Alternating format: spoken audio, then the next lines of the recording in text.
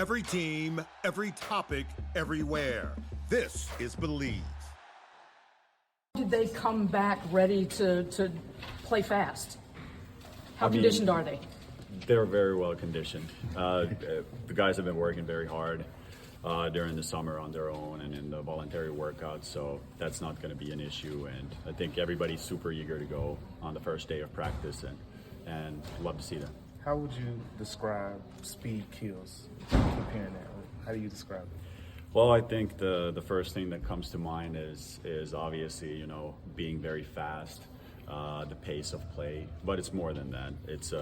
It's more like a philosophy of being and everything we want to do. We don't want to waste anybody's time. We talked about this yesterday, I think, in the press conference about that recovery is something that there's not a lot of in the NBA, so you just don't want to waste everybody's time. But it's also the quick decision making in different situations, and generally if you can be the faster party, it's going to be very difficult for the other team to keep up with you. When you talk about speed and intensity demands, and you think about the way you coach in Europe versus here, are any allowances you feel like you have to make because of the 82-game schedule? It's definitely different from like the recovery standpoint, but generally I actually think that the NBA teams play with a higher pace than the European teams. I think a lot of European teams are very organized in the half court, and by organized I mean they go a lot of the set plays, and I think the trend in the NBA has been to speed it up. So I don't really see a big difference in that. We've spent a lot of time talking about offense and pace, but it was the defense that it seemed like really slipped late in the season last year. What sort of adjustments or things are you trying to do in order to make sure that the defensive standard can be upheld? I mean, we first want to have a very clear identity on that and make sure everybody knows exactly what is expected of them, then do that thing and then do it well and do it hard. And obviously we have a few defensive anchors, Zach and Jaren especially, who have superpowers on that end, and you want to definitely use those. And we also have quite nice length with our wings, so we have on ball but also off ball. We're a little bit more athletic and longer on the wings, so just looking to utilize those things defensively, but have a very clear identity and clear ideas. You mentioned the bigs who may miss some time potentially. Why was Jock a priority? Zach said he was a priority to get this offseason. Why was he a priority, and what do you think he can bring, right away? Well, one of the things is Jock is a very experienced player. He's played in heavy pick and roll systems before. In Europe, he had two of the toughest coaches and very high-level offensive organizers in Jasikevicius and Trinchieri.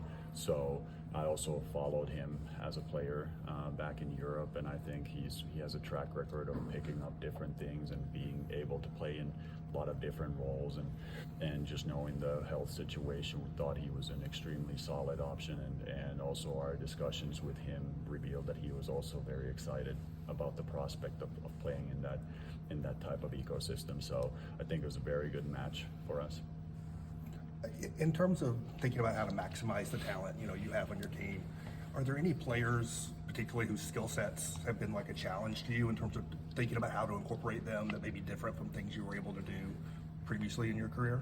I wouldn't call it like a challenge, but it's like a positive problem. Like Zach's a very unique player type, for example. I think we found really nice ways of utilizing him even late in the season last year, and he's still growing a lot. But defensively, he's not a guy who's super versatile in what maybe the NBA has been trending towards, but he has big strengths and otherwise. And I think the challenge comes more from having different type of players in the same defensive role, and then how to optimize for those so that it's still simple for us but complex for the opponent, so that we know exactly what's going to happen, but for the opponent it looks like there is a lot of different options for us. What about Jaren? Have you had players before who sort of mimic that position skill set sort of combo? I mean, there aren't a lot of those right in the world, so no would be the answer. I mean, he's definitely a unicorn. He's one of the premier two-way bigs in the whole league. His rim protection is amazing when you combine that with a you know, his ability to stretch the floor. He's a walking double team on the court. And then you just think about, like, he still can improve a lot. Like, there are a lot of aspects of his game that he can still do better. For example, screening and rolling, screening and popping out of that, but also having a little bit more defensive versatility. Like, it's pretty intriguing and a great challenge for our coach to start thinking about, like, utilizing him, because he's such a unique player. Well, how much do you alter things you may have done in the past to account for that? For sure, yes, absolutely. Like I think we talked about this yesterday, but it goes all the way back to having the right personnel around him and Ja. Then conceptually, you know, making sure that we build on the biggest strengths of our team, but also the practice methodology, how we get there with this, like a shortened preseason, you know, a lot shorter preseason, and also less time in between the games. So yeah, there's a lot of aspects we're thinking how to optimize our key guys. Do you have goals for the team beyond the national championship? Goals for specific aspects of the team or dimensions, offense, defense, or specific players that you were thinking about today or in the offseason? Yeah, I would, like, when you talk about goals, a lot of, like, usually people talk about results. I've always been more inclined to talk about the process goals of how we go about every day and what are some of the expectations, what is the identity that we want to play with, you know, what is the type of culture we want to build. Is that a conversation between you and the team, or is that something that you are? Yeah, absolutely, absolutely. We're in this together. You know, it doesn't work that way anymore, that the coach comes in and says these are the things that are important. We've been trying to get through a message, and I think it's been very fruitful, that they are both the thinkers and the doers, and it's our job to help them win. You know, the coaches can't score 1 point in a game. Our value comes from helping whatever 5-man unit is out there to win the game. So we are trying to offer them advice and how to do things, and they have a lot more buy-in when they are included in that process. So, Coach, to that end, how would you describe the day one objective of training camp? You guys prepared for this day for a long time, and now to finally get here, what did you hope to accomplish today, and what did you guys get done? Yeah, it starts from very practical things, like some new drills or new games, and getting the different rules and the parameters there, and then just establishing a culture of like high standards and a working culture, and otherwise it's pretty simple. You look at the different phases of the game, and kind of this beginning phase is just putting the skeleton in. So everybody has a clear idea what the primary principles are in each phase of the game, and then you can start to branch out of those once you see that the basics are there. And then, you know, obviously Ja's pretty much locked in, but until Jaren and Zach get back, how much is there competition going into this training camp for those other positions right now? Hopefully there's a ton of competition. That's the whole point. That's the whole point here. We are both, you know, cooperation and competition.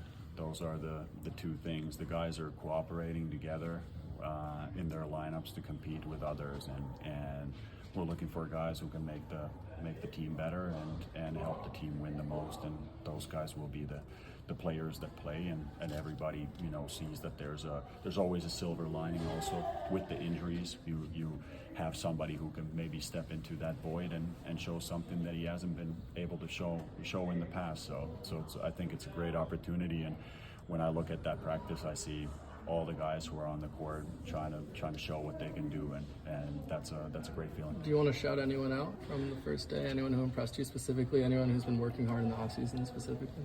I mean, they've all been working very hard in the off season, you know, and they knew that the demands were going to be high when the training camp starts, and we've had great discussions throughout the summer, and I've just been overall impressed with the whole group. Not just to how they work, but also how open they are to new experiences. I mean, they could say at any point, like, hey, this is not how we've done it before, or how I've had success before, but I think everybody realizes that in order to get different results from the other teams, you also have to do some things better or different than all the 29 other teams, and they've been super open. What are some of those things that you're referring to there? Well, just maybe things that you see from time to time from other teams. Let's say playing with extremely high pace all of the time, some offensive rebounding concepts or defensive pickups or different ball screen coverages. You know, everybody has more generally, everybody has kind of a sweet spot where they want to stay, and one of our, you know, core expectations is learn new things. So, like, what I mean with the putting in the skeleton, it's like creating a common language on the court, and that means everybody needs to learn. How was Cedric Howard's first day, and what's going to be expected of him early in the year? Cedric has been very positive, and you know, is a very bright young man, and a great presence to be around. His physicality, length, skill, athleticism, it's a you know, incredible combination, and he's also have to understand that I think last time he played was in November, so he's been some of the first runs, you know, almost after a year's break. So there's no like timeline when Ced will be, you know, at his best. He's filling in all the expectations that we have for him that have to do more with the process than any specific goal. Is he coming along slowly physically? Are you guys limiting any of his activities because of that time off? No, he's not limited at all. He's complete, can do everything what the other guys can do too, and he's in great physical shape. Do you have any plans? Yeah, do you have any plans in Nashville while you're here? You know, some of us are Nashville-based media. We're curious what people, when they come visit. Yeah, I've been here a couple of times. It's a really nice city. Restaurants or? I might go check out restaurants for sure. I might go check out there's a Finnish goalie here who has a statue in front of the ice hockey arena, so maybe I'll go there. Thanks, Coach.